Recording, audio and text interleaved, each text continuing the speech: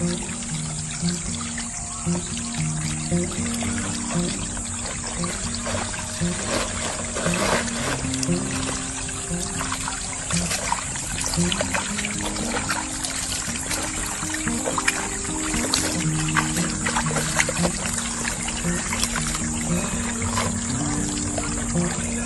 हो गया,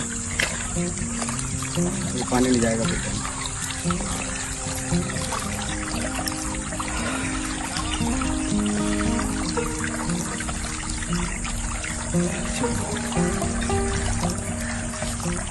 हेलो दोस्तों, मैं हूं नवाजुद्दीन सिद्दीकी और कई बार मैंने सोचा कि अपने दोस्तों से मुखातिब हूं, बट और मैं हुआ भी मुकेश छाबड़ा के साथ इंस्टाग्राम लाइव पे, बट वो चूँकि लॉकडाउन में मैं भी अकेला फंसा हुआ हूँ तो वो टेक्निकलिटीज़ की वजह से पॉसिबल नहीं हो पाया। क्योंकि मैंने कभी ये हैंडल नहीं किया, ये कभी ऑपरेट नहीं किया इंस्टाग्राम, ट्विटर और ये सब इस तरह की चीज़ें। बट फिर मेरे दिमाग में आया कि एक वीडियो बना लेता हूँ और उस वीडियो को सोशल मीडिया पे डलवा देंगे या डाल देंगे, जैसे भी है। डेफिनेटली एक अजीब सा टाइम चल रहा है ऑफ कोर्स लॉकडाउन का, और ऐसा बुरा सपना कभी नहीं सोचा था कि भाई ये, हम लोग हमेशा सोचते थे कि बुरा वक्त कभी आएगा तो 50 साल बाद या 100 साल बाद आएगा, जब हमारे बच्चों के बाद शायद आएगा, लेकिन हमें शायद ये नहीं मालूम था कि हमारे ही सामने आ जाएगा। लेकिन ऐसे बुरे वक्त में बहुत सारे अच्छे लोग भी हैं जो आगे आके अपनी जान की परवाह किए बिना लोगों की हेल्प भी कर रहे हैं। ऐसे उसमें लाइक जैसे डॉक्टर्स हैं, नर्सेज हैं, मेडिकल स्टाफ है, पुलिस है, और बहुत सारे लोग हैं जो सब कुछ अपना जितनी जिसकी हैसियत है उस हिसाब से सपोर्ट कर रहा है और डोनेट भी कर रहा है। सरकार भी सोच रही है, कुछ लोग फंसे हुए हैं उनके, कुछ लोग भूखे भी होंगे, कुछ लोगों को खाना नहीं मिल रहा। तो डेफिनेटली आई होप कि जल्दी से उन तक हेल्प पहुंचे, और पहुंच भी रही है, पहुंचाने वाले पहुंचा रहे हैं। चूंकि इतनी बड़ी आबादी वाला देश है, थोड़ा वक्त लगता है, और आई एम श्योर कि सरकार भी कर रही है और सोच भी रही है कि क्या कुछ बेटर हो सकता है सबके लिए। बट इसमें पैनिक होने की ज़रूरत नहीं है कि ये एक वक्त बुरा है। अगर हम सब मिल के इसका सामना करेंगे तो शायद बहुत जल्दी ये ख़त्म भी हो जाएगा। बहुत जल्दी हम एक बुरे सपने से उठ के एक अच्छे सपने में आ जाएंगे। अब तो वो अच्छी चीज़ें भी एक सपना लगने लगी। तो जैसे हमने कभी नहीं सोचा था कि एक बुरा सपना हमारी रियलिटी हो जाएगा, तो हमारा फ़र्ज़ बनता है कि अब वो अच्छा सपना जिसके हम बातें करते हैं वो भी रियलिटी हो। अच्छे सपने से मेरा मतलब है कि जहाँ पे सबका सम्मान हो, सबको प्यार मिले, और अगर कोई प्रॉब्लम में है तो उसको हम सपोर्ट करें। यही एक अच्छा सपना होता है, और किसी को फील ना हो। लॉकडाउन के दौरान कई बार ये मेरे दिमाग में आया कि क्या करें, क्या कहा जाए। तो फिर मैंने, हाँ, ये भी दिमाग में आया कि कुछ लिखा जाए। बट लिखना एक बहुत सीरियस आर्ट है। बहुत सारे लोगों को लगता होगा चलो इसमें लिखा जाए,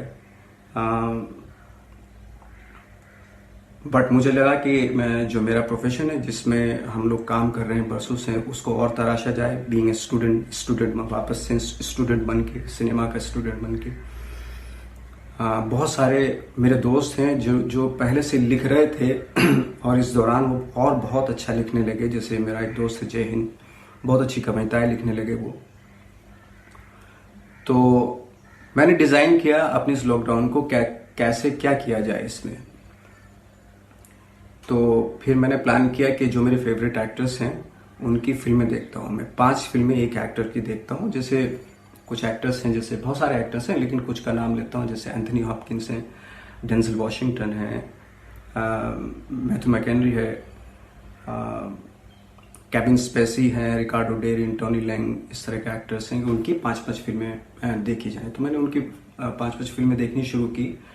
तो उनकी आर्ट, उनके थॉट, उनके प्रिपरेशन के बारे में मालूम हुआ कि किस तरीके से वो तैयार करते हैं चीज़ों को। जैसे फॉर एग्जांपल, जैसे मैं अगर नाम लूँ एंथनी हॉपकिंस का, तो जैसे मैंने उनकी 2 फिल्मों का जिक्र करता हूँ मैं उनकी, एक टू पॉप्स थी और एक remains of the day. Remains of the day में वो हार्डकोर बटलर बने हुए हैं, बहुत ही प्रोफेशनल बटलर बने हुए हैं जो अपने मालिक के हाजी के ताबेदार होते हैं। लाइक अगर उनके मालिक ने कहा कि आज रात को बोला कि दिन है, तो वो उनको मालूम है कि रात ही है, बट वो सर हिला देंगे क्योंकि उनका फोकस सिर्फ अपने काम पे है। तो धीरे धीरे आपको लगने लगता है कि वो इतना जेन्युइनली, इतना उस प्रोफेशन को इतना अच्छे तरीके से उन्होंने अपनाया, तो लगने लगता है कि जेन्युइनली लगने लगता है कि ये बरसों से बटलर है। इवन दो कि वो उनका जिस लड़की को लेके, मिस कीटन को लेके अगर उनका इमोशन भी है, तो वो भी जाहिर नहीं करते ही कि शायद मेरे प्रोफेशन में थोड़ी कमी आ जाएगी अगर मैं उसके सामने अपने इमोशन को जाहिर करूंगा। तो ये एक बात थी। वहीं दूसरी फिल्म उनकी जब मैंने देखी टू पॉप्स, तो टू पॉप्स में पादरी बने हुए। फिल्म जहां से शुरू होती है तो वो तो बीच से कहीं से हो रही है, लेकिन एक्टर की जो प्रिपरेशन होती है उससे पहले से शुरू हो जाती है। वहीं से वो अपना एक वर्ल्ड बनाने लगता है, क्योंकि वो प्रीस्ट हैं, तो प्रीस्ट के बारे में उन्होंने बहुत सारी जानकारी, रिसर्च वर्क किया होगा, उनके डायरेक्टर्स ने उनको बताया होगा। और कहते हैं ना कि acting is not a complete art, वो बहुत सारे कंपोनेंट्स से मिल के बनती है। फॉर एग्जाम्पल जैसे उसमें मेकअप का भी बहुत बड़ा हाथ होता है, कॉस्ट्यूम का भी, सेट का भी, बैकड्रॉप जितनी भी है, तो सारी चीजें जैसे हमारे संस्कृत प्लेज में भी कहा गया है, संस्कृत नाट्यशास्त्र में भी कहा गया है कि आहार्य, वाचिक, सात्विक और आंगिक अभिनय, 4 प्रकार के अभिनय होते हैं, तब जाके आप कंप्लीट कैरेक्टर लगते हैं। तो उनकी ये इच्छा है कि जिस पॉप को जब ये पदवी मिली है, तो वो उस पदवी को कैंसिल करना चाहते हैं। लेकिन एंथनी हॉपकिंस का जो कैरेक्टर, जो पॉप का, जो दूसरे पॉप हैं, वो चाहते हैं कि अपने जो रिजाइन पे रिकंसिडरेशन करें। उसमें हो सकता है उनका अपना कुछ पर्सनल इंटरेस्ट हो या क्या इंटेंशन है, तो इस वजह से तो फिल्म जहां से शुरू होती है वो धीरे धीरे पॉप लगने लगते हैं, क्योंकि उनकी स्टडी बहुत है एज एन एक्टर उन्होंने जो किया। तो थोड़ी देर के बाद रियलाइज होना था ये बरसों से पॉप है दोनों। तो कहने का मतलब ये है कि जब हम कोई कैरेक्टर करते हैं, तो जैसे हम लोगों के यहाँ पे मेथड एक्टिंग को हवा समझा जाता है, वो हवा नहीं है, बल्कि जब आप कोई कैरेक्टर करते हैं तो करते तो आप ही हैं, लेकिन आप दूसरे होने का इंप्रेशन देते हैं। तो उसमें कॉन्शियसली अनकॉन्शियसली, चाहे आप ट्रेंड हो ना हो, वो मेथड एक्टिंग ही कहलाई जाती है। फॉर एग्जाम्पल जैसे गब्बर सिंह अमजद खान ने किया, अमजद खान ने बहुत सारे रोल किए, लेकिन किया तो गब्बर सिंह अमजद खान नहीं है। तो चूंकि वो ऐसा माहौल के बीच में इनेक्ट कर रहे हैं, तो हालांकि अमजद खान साहब तो बहुत पढ़े लिखे एक्टर थे, तो ऑफकोर्स डेफिनेटली उन्होंने कॉन्शियसली या अनकॉन्शियसली मेथड एक्टिंग को फॉलो किया था, तो इसलिए वो गब्बर सिंह लगने लगते हैं कुछ टाइम के बाद। तो मैंने रियलाइज किया कि एक्टर तो वही होता है, लेकिन चूंकि सिचुएशन बदल जाती है, उस एक्टर अपना थॉट बदल देता है। उसी भले ही एक्टर बहुत इंटेलिजेंट हो, पर्सनली बहुत इंटेलिजेंट हो, लेकिन जब आप कोई कैरेक्टर करते हैं तो उसी थॉट, जितना उसकी आईक्यू है, जितना उसका दिमाग उस कैरेक्टर का, उतना ही सोचना पड़ता है। तो डेफिनेटली अगर आप जेन्युइनली उसको, ऑनेस्टली उसको फॉलो करेंगे, तो आप बिलीवेबल लगने लगते हैं। एक बात तो ये। दूसरी बात ये कि बहुत सारी फिल्में ऐसी थी जो शायद बहुत कम लोगों ने देखी हैं, जो फेस्टिवल की फिल्में ज्यादा पसंद करते हैं उन लोगों ने देखी हैं, लेकिन मेरा पर्सनल ओपिनियन है कि उस तरह की फिल्में जरूर देखनी चाहिए जो बॉक्स ऑफिस से बहुत आगे की चीज होती हैं। वो उसमें जैसे बहुत सारी फिल्में हैं जो मैंने आपको बताऊंगा, जो हिडन जेम थी एक तरह से। उन फिल्मों को देख के एक लाइफ दिखती है उन फिल्मों को देखने के बाद। तो ये फिल्में थी जैसे Dheepan, DHEEPAN, Dheepan, I Daniel Blake, Paris is us, catch the wind, loveless, shoplifters, Atlantics and Capernaum. तो ये फिल्में थी जो आई थिंक कहते हैं ना कि लॉस्ट इन ट्रांसलेशन या गर्त में चली गई थी कहीं। मैंने और मेरे दोस्त ने, हमने मिलकर, दोनों ने मिलकर डिसाइड किया कि वो फिल्में देखी जाएं जो हैं तो बहुत अच्छी, लेकिन इतना ज़्यादा ना तो उनका बॉक्स ऑफिस हुआ, ना इतना ज़्यादा वो लाइमलाइट में हुई। जब इन फिल्मों को देखना शुरू किया तो वाकई ये फिल्में बहुत ही इन फिल्मों में एक लाइफ दिखती है।